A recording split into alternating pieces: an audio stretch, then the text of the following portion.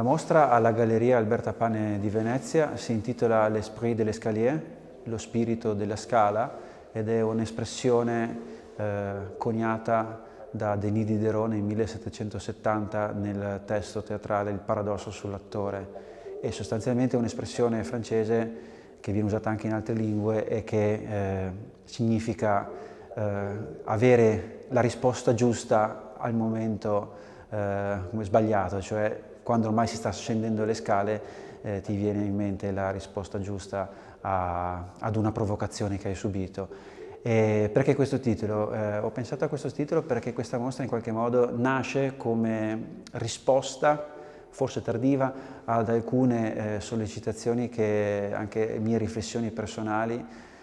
durante la preparazione della mia prima mostra retrospettiva alla Fondazione Bevilacqua Masa Trax, che si è svolta in questo periodo a Venezia. E durante la lavorazione della mostra ho portato in qualche modo a galla nuove idee, ma anche sono tornate a galla anche delle vecchie idee che magari erano lì da un po' di tempo, e ho voluto fare anche una mostra che in qualche modo mostrasse un nuovo percorso della mia ricerca e che non fosse in qualche modo soltanto una conferma della poetica che già da anni porto avanti e che era appunto già in qualche modo rappresentata nell'altra mostra. E quindi ho voluto fare una mostra che fosse incentrata soprattutto su delle idee di opere d'arte che cercano di mettere in mostra, di smascherare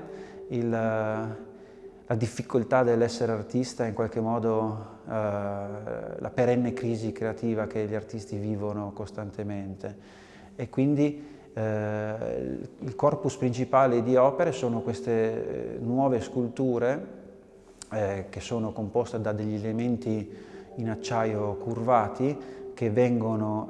tenuti in tensione da delle cinghie da imballaggio e che riescono però in maniera quasi miracolosa a creare delle strutture stabili tridimensionali.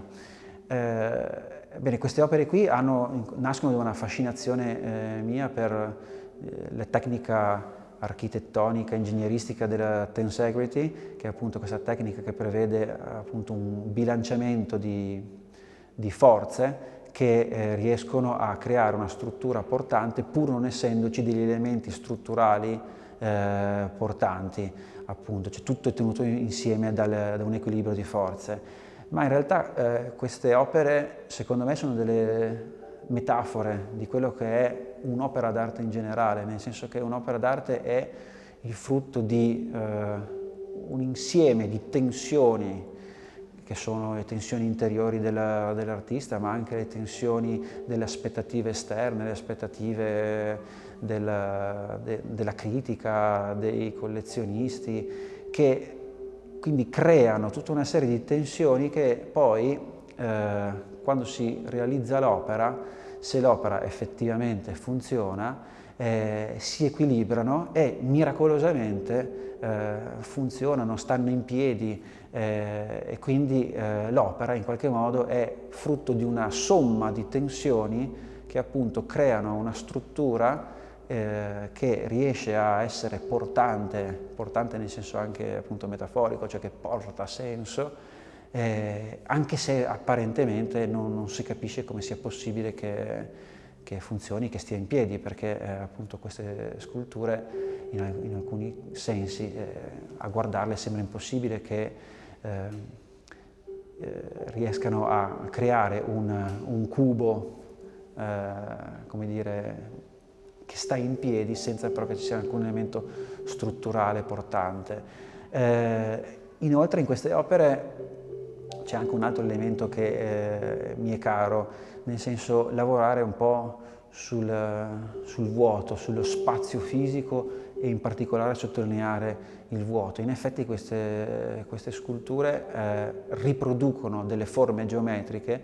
un cubo, una piramide, anzi per essere più precisi sarebbe un esaedro e un tetraedro o un triangolo rettangolo, che però in realtà sono vuoti, sono soltanto delimitati da delle linee di tensione appunto, e però anche gli elementi di acciaio ricurvi che servono per far funzionare queste sculture sono anch'essi elementi architettonici, quindi c'è anche il gioco di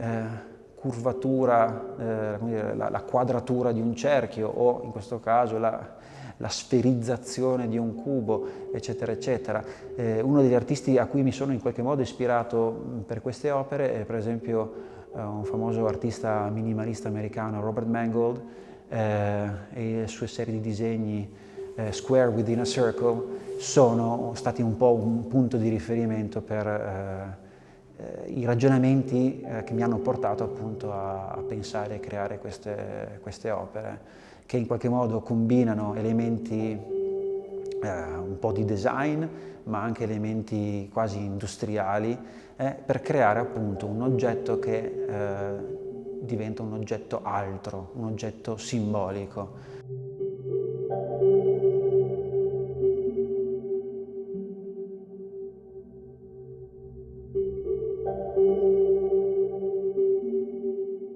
Ma in mostra ci sono anche altre opere, per esempio c'è una serie di lavori del 2021, quindi non sono stati pensati per questa mostra, ma che sono certamente pertinenti alla tematica di questa mostra, che sono un megafono in cemento, la replica in cemento di un megafono appesa contro il muro. Il titolo è Nothing to Say, è una citazione da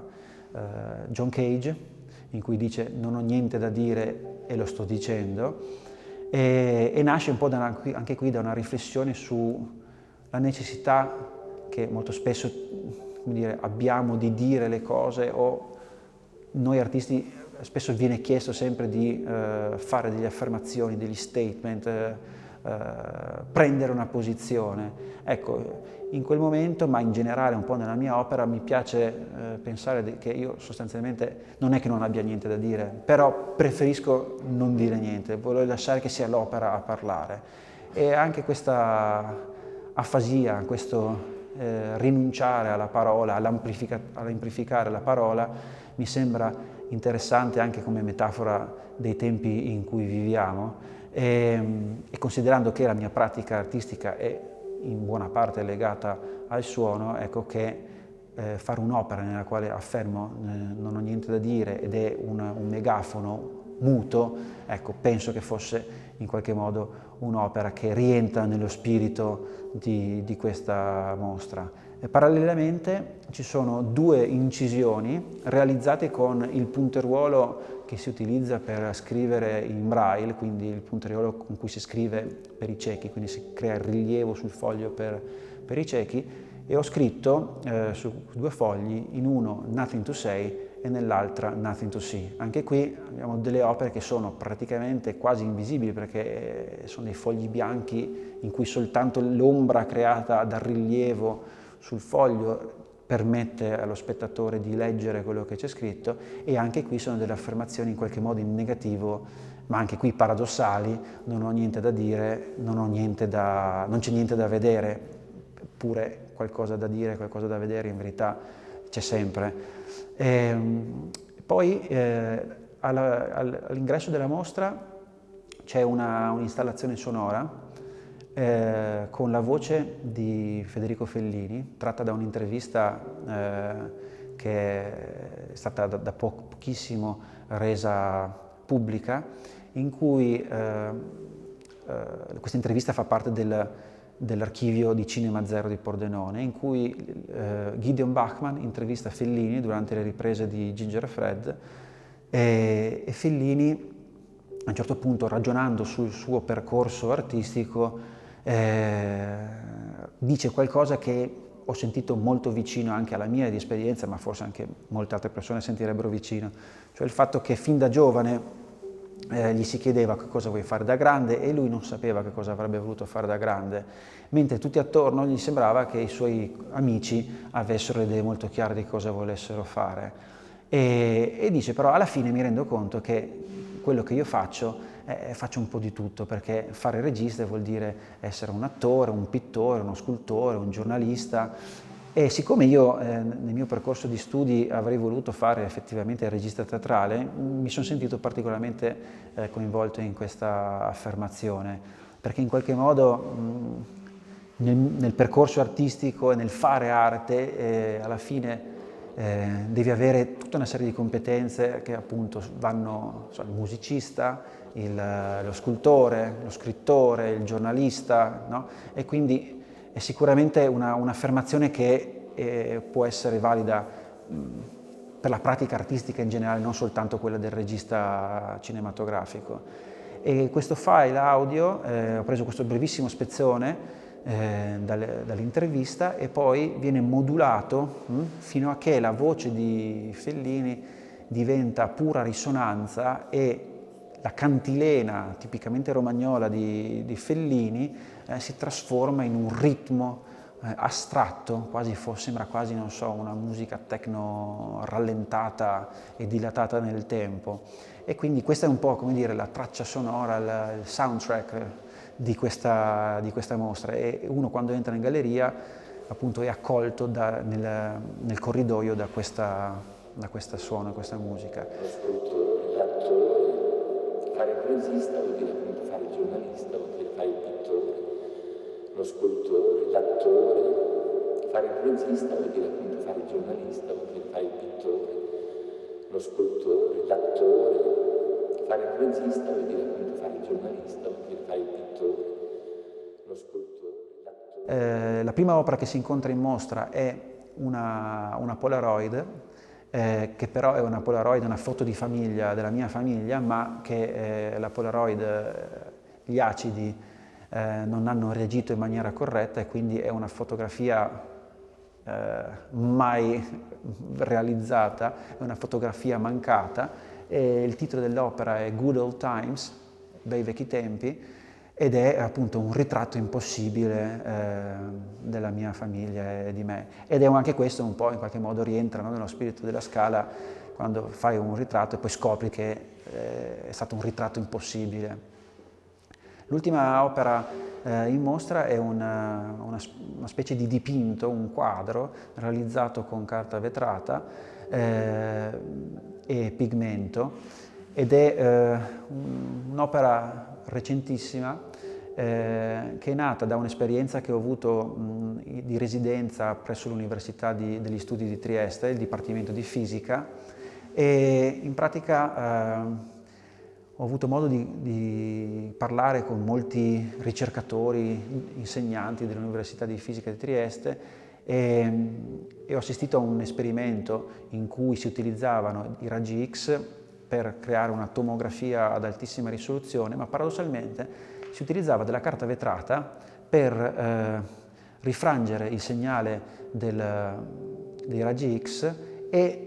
paradossalmente ottenere un risultato, una tomografia a risoluzione ancora migliore. Allora questo utilizzo della carta vetrata, una cosa comune in un esperimento così complesso, l'ho trovato stimolante, e siccome nell'esperimento utilizzavano una comune carta vetrata nera, ho preso un pezzo unico di carta vetrata di grandi dimensioni, quelli che si usano nell'industria, e siccome è l'argomento su cui si è parlato di più, si è discusso di più, perché è un po' il topic più importante in questi anni nella fisica moderna, cioè la materia oscura, mi ricordava la materialità della carta vetrata nera, mi ricordava un po' la materia oscura, e quindi ho utilizzato della grafite pura e ho utilizzato il suono poi rielaborato di onde gravitazionali, mettendo un altoparlante sotto la carta vetrata, che quindi produceva una vibrazione. Questa vibrazione faceva vibrare il pigmento e così facendo in qualche modo ho utilizzato il suono, cioè l'energia dello spostamento dell'aria causato dalle onde sonore, per in qualche modo dipingere un alone di materia oscura su questa carta vetrata. Quindi io lo chiamo un'audiografia, questa specie di dipinto, è frutto di un processo appunto, e che l'ho intitolata Halo, cioè alone, come Dark Matter Halo, quindi alone di materia oscura.